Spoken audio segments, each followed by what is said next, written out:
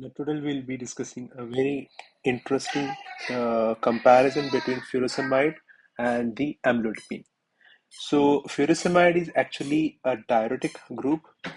It is a loop diuretic. Loop diuretic means it acts at loop of Henle, and it causes prevention of absorption of the sodium, and it causes more and more sodium and water excretion.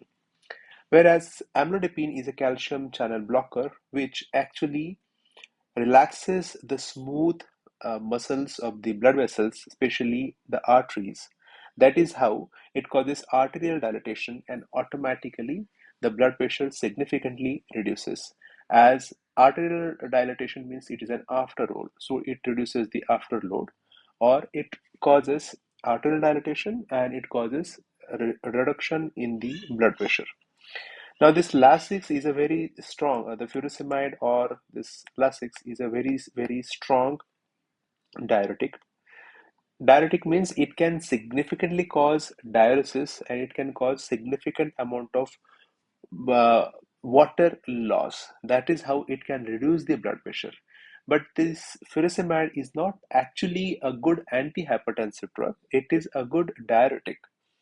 Whereas the amlodipine is a very good antihypertensive drug which can be given to any patient who has a high blood pressure. So the primary role of this amlodipine is to control the blood pressure. It acts as a very good medicine for blood pressure.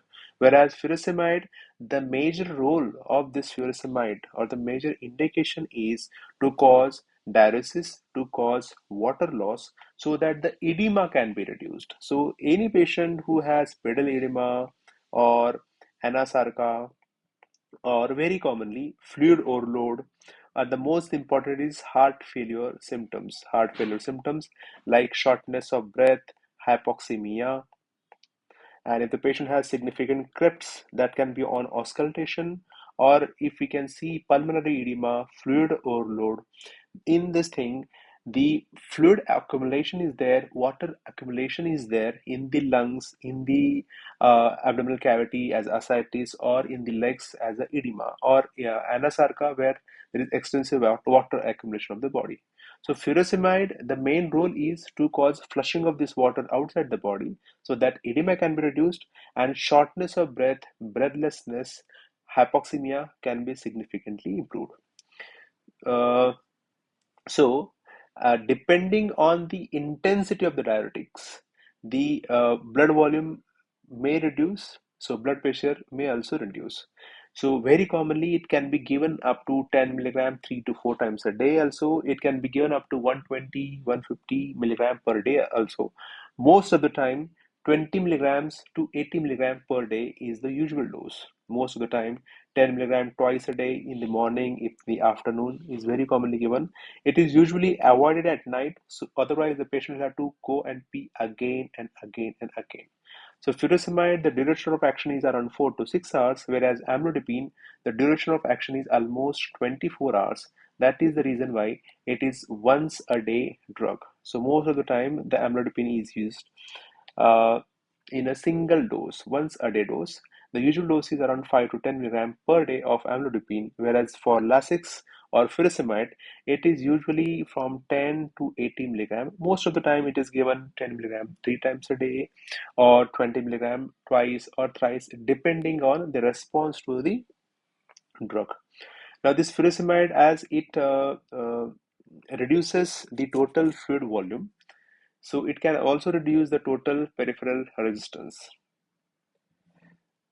Because of this furosemide, as it can cause significant sodium loss and water loss, the fluid imbalance may be a problem. So we have to see whether how is the blood pressure, how is the sodium, and as soon as the adequate diuresis, as soon as the edema is gone, shortness of breath is gone, we can reduce the dosage of the medicine. Otherwise, the patient will continue to have hypovolemia. The patient may end up in hyponatremia because of the flushing of the sodium, or patient may get very dry. Patient may get into hypotension because of the Lasix. Patient may end up in acute kidney injury because of the significant diuresis. So this is what I told, that the patient may very commonly get into hyponatremia, and hypokalemia as well. Whereas such hyponatremia, hypokalemia, hypoalbuminemia, this is very uncommon with amlodipine. The most common side effect of this amlodipine is pedal edema. Very commonly, amlodipine causes pedal edema or ankle edema, and the second problem is reflex tachycardia, and it can increase the heart rate. So most of the time, the only pedal edema is the problem. So if anyone has pedal edema, either this amlodipine can still be continued, but with then furosemide we can be given.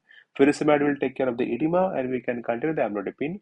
Otherwise, amlodipine can be omitted, and other antihypertensives can be given for the hypertension itself. So the best role of this furosemide is in the acute left ventricular failure, or fluid overload, volume overload, or in those patients who have lesser urine output, for example, in CKD patients where they need this diuretics for getting the urine output, in chronic heart failure or congestive heart failure for breathlessness. It can be given 3 to 4 times a day. As I told, that the duration of action is only 4 to 6 hours. Most of the time, I prefer giving it only twice in the morning and in the afternoon. But if the patient has significant edema, or if the patient has Foley's catheter, then the patient don't have to go and pee again and again. That time we can keep this furosemide 3 to 4 times a day also, as it can significantly cause diuresis, and it can reduce the blood volume by the fluid volume. The patient may land up into postural hypotension. So blood pressure monitoring has to be at a very optimal level. At least once or twice a day has to be done. So it is not a primarily antihypertensive drug as such. It is mostly used for the things that I just discussed. Whereas amlodipine is a very good antihypertensive drugs because it is very cheap. Most of the time, it is only once a day, and it is very good antihypertensive as it controls blood pressure very, very well. And it does not give any immediate relief from the heart failure, as it can be given for furosemide. Amlodipine doesn't cause any hyponatremia. It does not cause diuresis, and it is not a good drug for acute LVF. It is just a good drug for controlling the blood pressure in a stable patient, or those patient who is newly diagnosed with the hypertension. So this was all about this comparison between furosemide, that is Lasix, and the amlodipine. And thanks for watching.